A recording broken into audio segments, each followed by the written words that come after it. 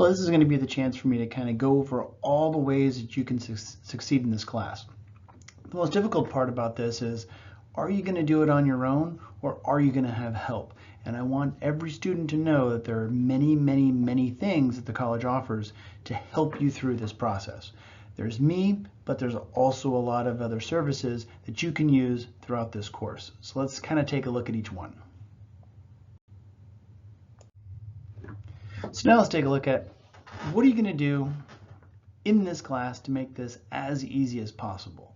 And a lot of this is going to go down to how much time do you have to commit yourself to the information that I'm giving you in this class. Because it's anatomy and physiology, there is a lot of things you have to take a note of and you have to memorize. And there's many different things in this course shell that you can use. First, you have the lectures. The lectures, I have both a video where you can play, where they have me reading it to you. Then there's also the recordings of the lectures that you can use. And then with that, on that same page, you'll have handouts. Those handouts are there because some students find these very, very, very beneficial. Some students, they might not have enough time to use them to their benefit. But if you do use the handouts while you're going through the lectures, you can go and write down important information that I've told you during the lecture. You can always take your time and look at the handouts and put things in your own terms. And if you kind of put things in your own words, the same language that you use, these handouts can help you memorize every single topic that we talked about in the lectures. And these handouts, you'll find out every single one of those points that's made in a handout comes up on the exams at the end of each group of chapters. The next little thing is the smart book exercises. I usually recommend students listen to the lectures, do the handouts along with the lectures so they can kind of keep on top of things, so they can make sure they don't miss anything. Because a lot of the times if you, during the lecture, you're not really doing a handout, you're not doing anything actively, it's in one ear and out the other. These smart book exercises then take a look at every single topic that we looked at. Unfortunately, a lot of students look at it and say, oh my goodness, there's 50 topics, there's 100 topics that I need to go over. But most of these, I'll cover them on 2 or 3 different words or phrases on the handouts. These smart book exercises are there to make sure you fully understand every single topic that we talked about. And in some cases, there's a lot of topics that are in each handout. Then you have a discussion. The discussion is set up to kind of take a fine point, a small look at one of the most important topics that we talked about in the lectures. They can be course learning outcomes from the state. They can be really important things that students struggle with, and I put those on discussions. That gives you a chance to kind of make sure you first discuss it. It tells you each little step you need to go over. Then it also says you need to reply to 2 other peers, and it's this discussion back and forth that will help you better understand this topic. Then there's some other chapter assignments on Connect. The smart book exercises are on Connect also, but these next group of assignments, they usually come after the discussion. And it's the APR, the dreaded thing that if you go through it, it takes you step by step. But if you answer the questions incorrectly, then it can kick you down a level and it takes you a lot longer to do it. So usually I say all these other assignments, I would do them different, or do them on a different day, or do them after you've already completed all the other stuff, but take your time on these. They also have the end of chapter quizzes on there, and this is just another way for me to kind of handpick a couple of different questions for you to make sure that you fully understand all the topics we first went over in the lectures. And then finally, it ends with the chapter quiz. Chapter quiz is open book, open notes. You can have your phone out. You can kind of be looking up answers. You are going to be required to use the bird's eye view camera for the chapter quizzes, but I have the bird's eye view camera for the chapter quizzes because I want to make sure that if you aren't doing it, you're not following all of these steps at the beginning of the class. I want to have multiple times for me to be able to message you and say, you need to correct this behavior before you get to the first exam for the class. Now, what's the time commitment?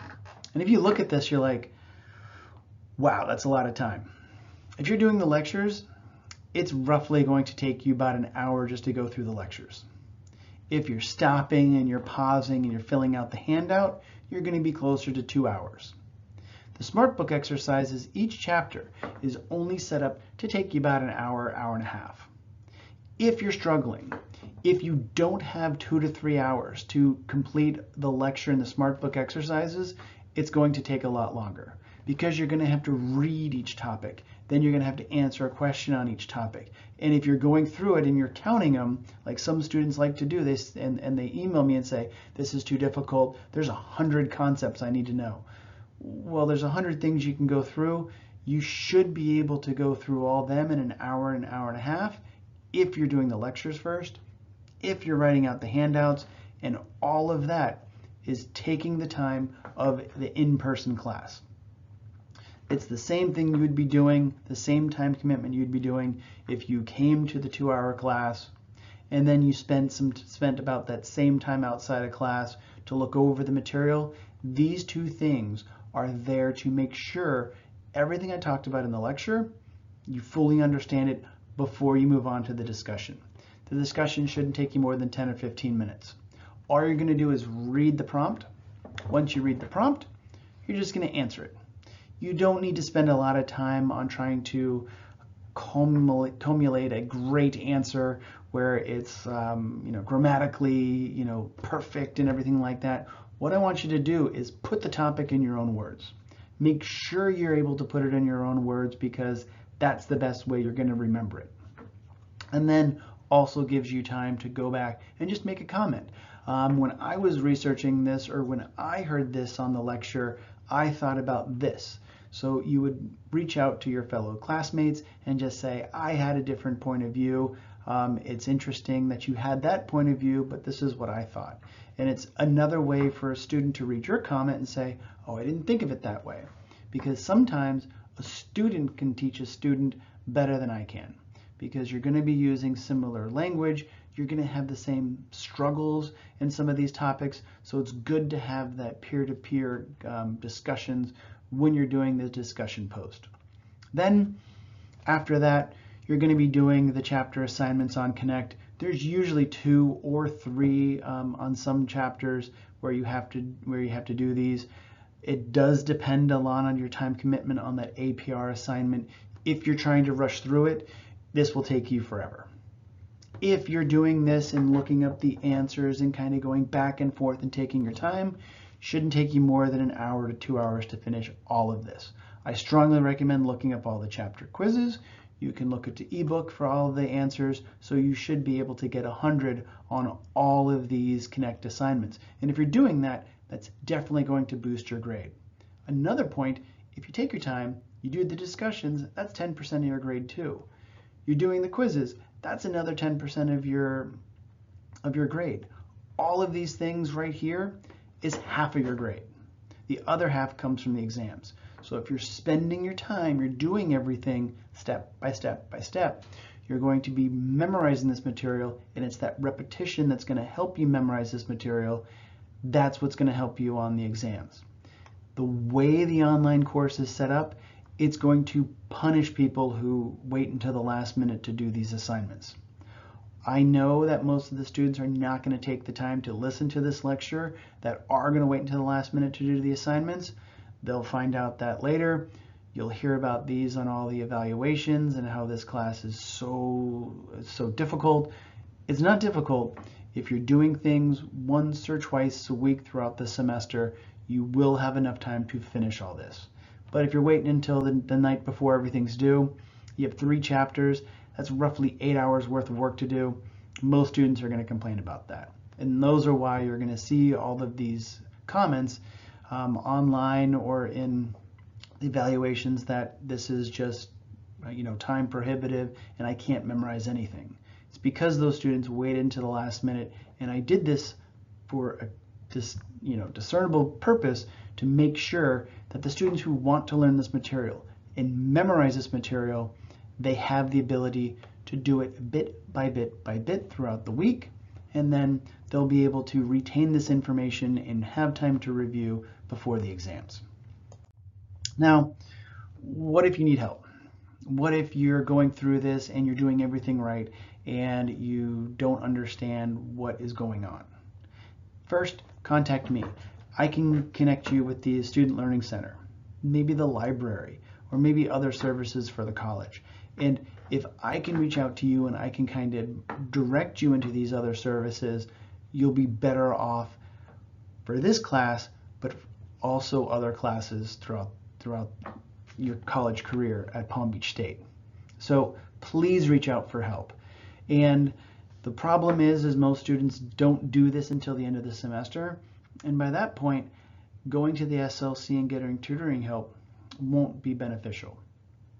Maybe you take the first couple exams, you don't have the bird's eye view camera for them, you say you don't have money to do that. Asking me after I've already given you a 0 on an exam, which will hurt your final grade, you could have found out that the library offers these in the Palm Beach Gardens campus, at the Lake Worth campus, and at the Boca campus for free to use. So as long as the library is open, as long as you're planning for this, you could have taken the test for free without buying any auxiliary camera for your laptop. And then, so let's go over into some of these other services just so you know and are aware of all of them. So first, student accommodations. Most students have difficulty taking exams. Most students have difficulty with calming themselves down. Most people have issues with this, even if you have accommodations or you don't have accommodations. But if you go to this website, you can make sure, and also you can go to the Student Learning Center, or the Palm Beach State website, and just type in student accommodations. The first thing that pops up is this right here, and it kind of tells you if you've already done it, you can fill this out.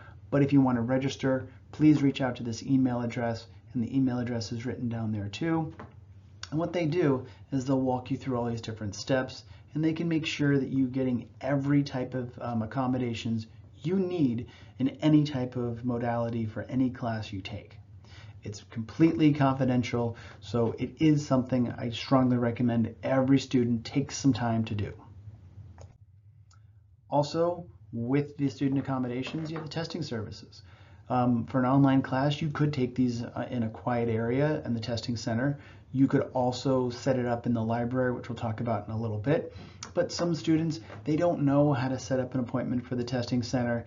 And again, you can go to the website and just in the search bar, testing services or testing center, and you'll be able to find this link and you'll be able to click it and schedule an appointment for any test you want to take online or in person. Then you have the student libraries. So the student libraries, it's one of the main links on the home page, and what it does is it tells you, this is at the top, laptop request form. So a lot of the students that are taking online classes, there are more and more students taking online classes. So if you don't do this within the first week, there's a good chance all of these laptops are going to be out before you finally get around to doing this. If you're waiting to the second week of class, there's a very good chance there's not going to be any laptops, there's not going to be any extra cameras, there's not going to be anything available for you to use in this class. A lot of students have gotten comfortable with this, so what they do every semester is, even if they're taking in-person, online, or hybrid, or any type of class, they'll go to the libraries, fill out this form, and then check it out. And if they check it out and they're doing in-person, you can see them with the college computers, while somebody in need for an online class that doesn't have the money available for them, they might have waited too long, and this is going to make it really difficult for those students to finish these online classes. But if you do this early and you do this often, keep checking it, you will be able to get a laptop for your online class. You can also schedule an appointment. You can chat or text with a librarian, search the library, and search the database for any type of material.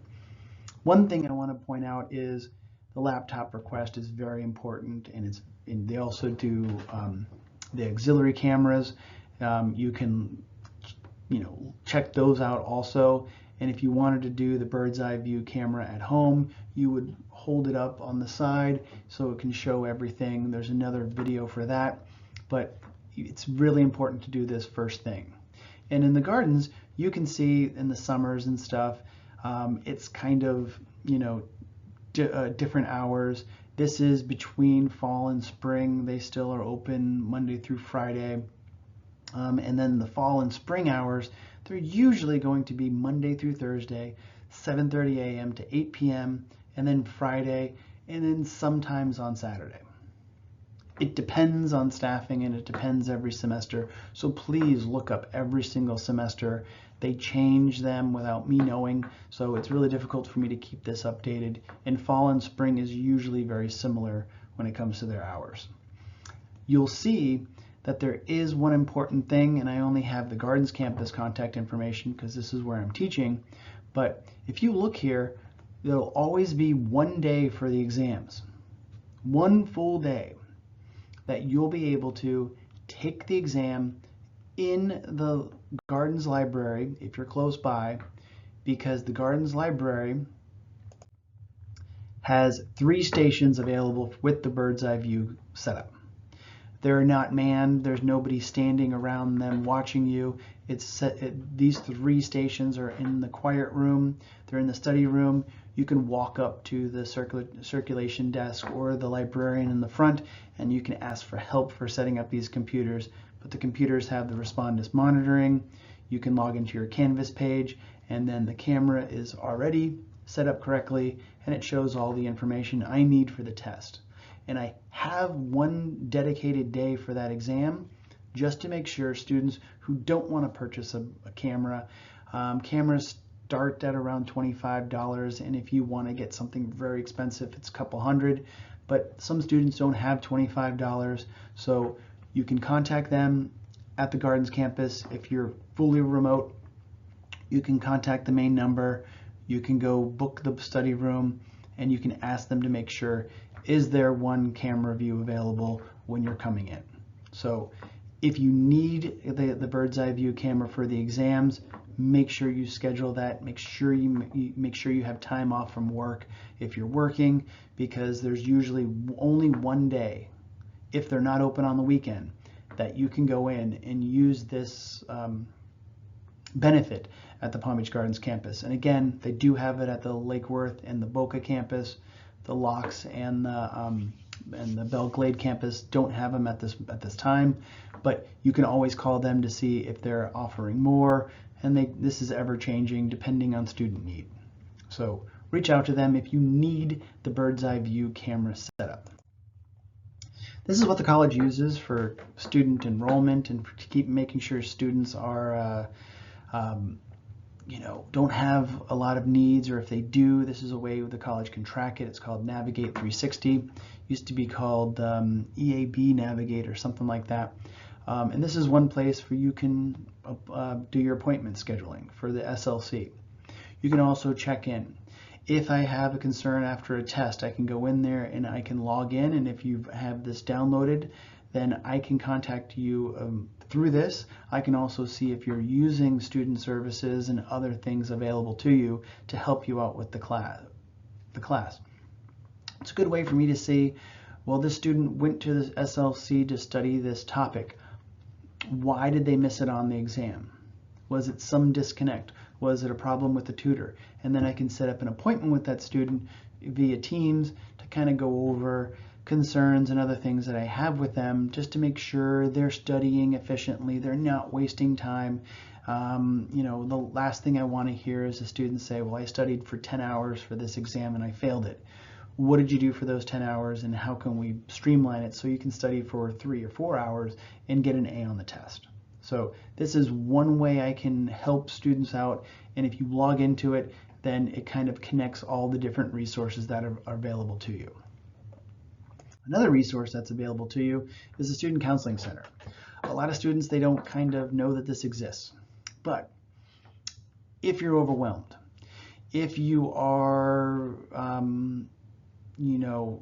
dealing with issues with financial aid, maybe you lost your job, maybe there's trouble at home, Maybe there's problems with getting food on the table. You can contact the Student Counseling Center, and what they do, and Robin Russo is the Student Wellbeing Coordinator, she can get mental health counseling. And all of this, I never know about it, and the college never knows about it. It doesn't even connect the two parts. But what they do is if you need help, they can get you help.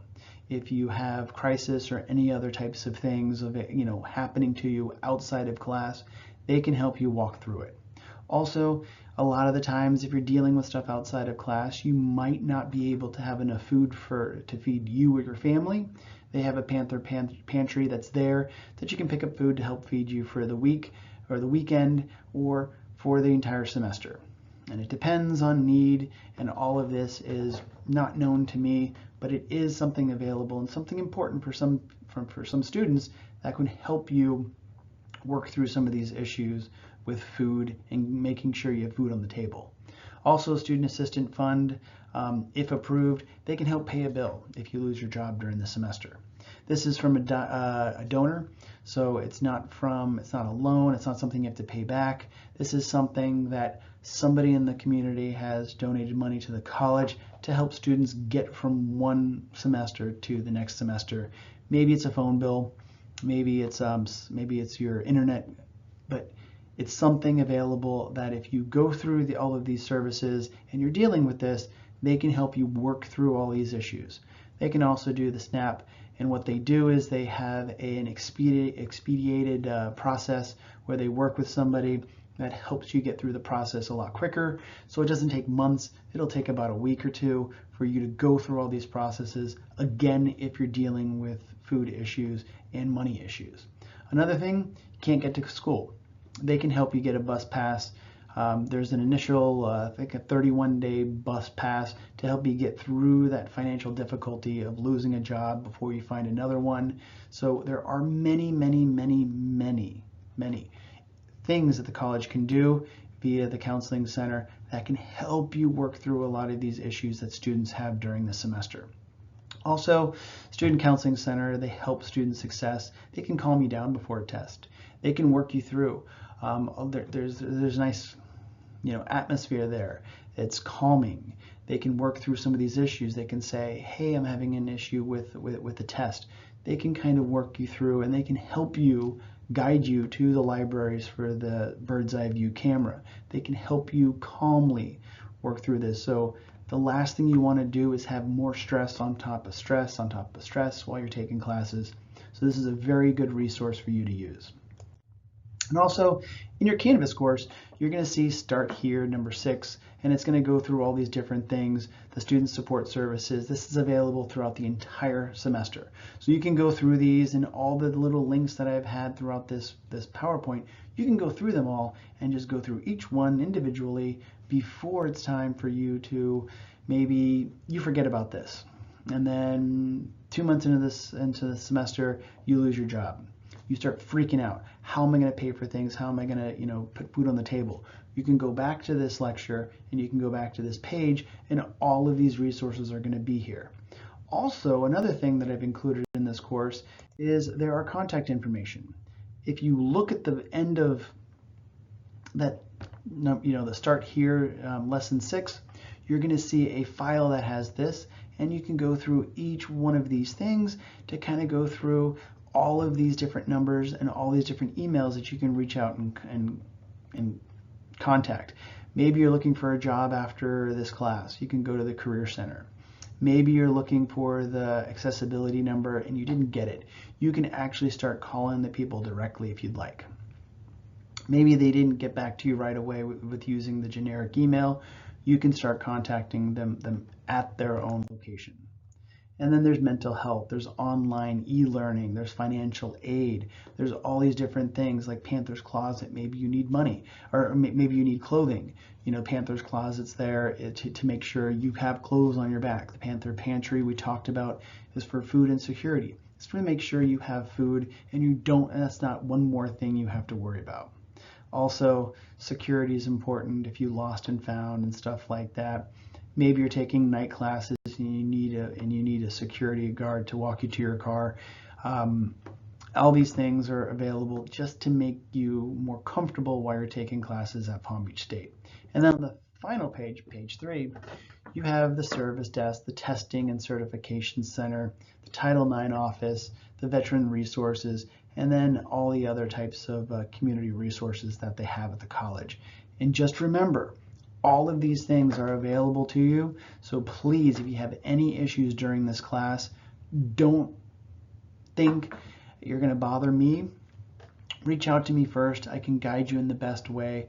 I can't do guidance and stuff like that. They do have a guidance office for that, but I can direct you to these different services that are available to you. You're paying tuition. You might as well get everything you need out of this class. And good luck in this semester.